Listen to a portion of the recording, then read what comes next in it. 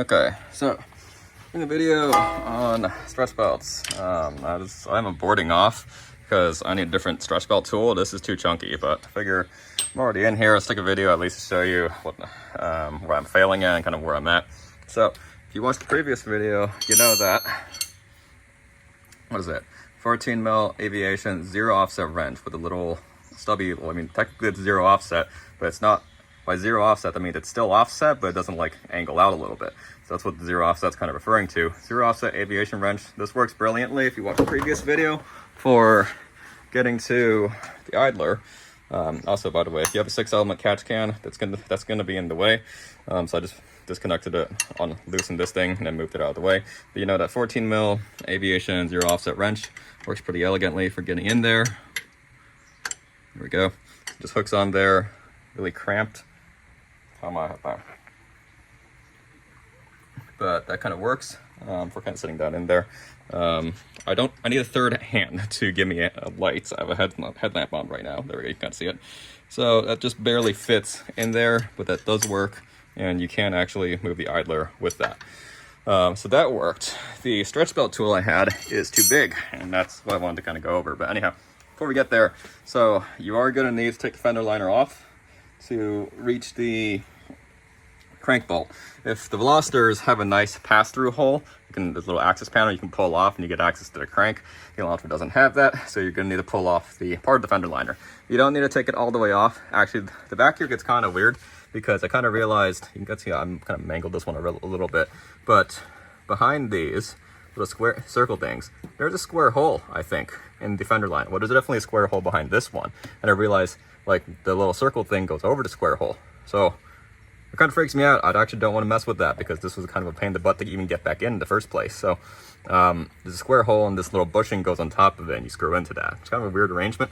So I actually don't kind of want to mess with this too much. You don't need to take the side splitter off. This will actually slide right out in theory, but I just don't want to screw with this. But you don't really need the whole thing off to get access to the crank bolt. As you can see, it's open right now. So the crank bolt, by the way, is 22 mil, which you can see over here, it's 22 mil. This is a flex head that locks, so this has been a godsend. I have liked this thing. So if you have one of these, you put it at a slight angle, that's kind of perfect. You don't really need it at a truly angled one. Straight works, but you get a little more throw if you happen to have one that has a little bit of angle like this. Also, I just commented on the video for the dual clutch fluid. If you're doing the dual clutch fluid, this is a godsend for doing the filler bolt. So this is a long flex head wrench, and this makes the really short work of doing that. This is also a 120 tooth, which this is an expensive wrench. It's 60 bucks, but like this has been useful around the outer parts of the car already, to be completely honest. The 120 teeth is actually really nice, and the flex head, the fact that I can kind of lock it in whatever direction I want to, this is kind of neat. Anyhow, so 22 mil works pretty good for the actual crank itself. Hook it on there. There we go. So perfect. So that totally works. I'm not going to move it, but also I have the dual clutch. So my plan originally for doing this was I was going to turn the car on, probably maybe put it on tender depending on how long I was going to be here, but I was going to turn the car on, put it into neutral, because technically the dual clutch sitting right now in turned off is in neutral, but the parking pole is engaged. So you don't want to crank it with the parking pole engaged because it's not good. I don't think so, at least. Yeah, now I'm thinking about it. In theory, okay, the parking pole is on the dual clutch trans side, and the clutches are a dual clutch. If you didn't know, the way all dual clutches work is when they're sitting idle, they are clutched in. They're not clutch out, unlike a normal manual transmission car. Like a manual transmission car, when they're sitting at rest, they're clutch out. So you can bump start them. The dual clutches are reversed. They're actually clutch in because they have two clutches, obviously. It's not like it picks one. It's actually both clutches are sucked in then at rest. And when the car is energized, the actuators push the clutches out. That's how a dual clutch works. So I think I could probably crank it over right now and it'll be fine because the clutches are all in. They have to be in. But I also don't want to stress test that, so I'm probably going to turn the car on, put it in neutral just to be extra safe. Anywho, right. Point of the video is I'm aborting because the stretch belt tool that I have is too chunky. This is the Lisle stretch belt tool, and I need one that doesn't stick out this much. So where my thumb is, like this area here, I need the one like where it has it to split into 2 tools, because this is too big. And I'll show you why. So getting to the actual stretch belt from the top isn't too great, because like, there we go, stretch belt's like right there, and I can't really fit my hand in there. That kind of sucks. So you can get to it pretty easily underneath the car, and that's what I was doing basically. So let me show you what we were working with.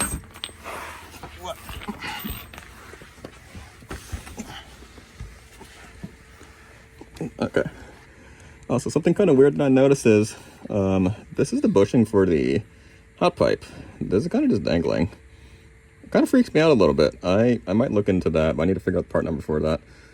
Anywho, this is what you're working with underneath the car. It is actually kind of roomy. Like, I can actually stick my hand all the way up here, and I can touch the top of the belt. So that totally works. That's actually more roomy than I expected, as far as what we're working with here.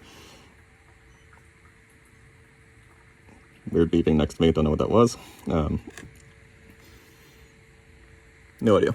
Anyway, so the problem that we're working with right now is, if my headlamp will cooperate with me, is, let's see.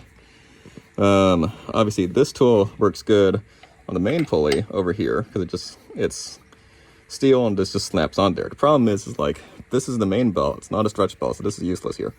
If you could use this on the accessory, that would be ideal. The problem is like, it doesn't really work, because over here, if this thing will focus, so it's too chunky. There's a little, this doesn't really work. I think it's also maybe not steel, because it's not sticking to it. And also there's this little cone part on the pulley that's making that not work. So I'm gonna need like the kind of stretch belt tool where this is in 2 halves, instead of overhanging so much over here. That's not working. So like I said, again, like there's too much. The cleft is fine, the part that actually goes on the actual belt side, but like all of this overhang, I need to not do that. So I'm gonna get the one where you have it in 2 halves, so that'll kind of work nicely. But that's kind of what we're dealing with. Otherwise, it is kind of roomy here. I mean, like, what is it? You can see your compressor and everything. Pretty straightforward over here. Everything's really accessible once you have that fender lighter out of the way. But yeah, I figured I'd just kind of make a video just showing you what I'm working with over here. Definitely don't need to do an engine out. This should be pretty straightforward.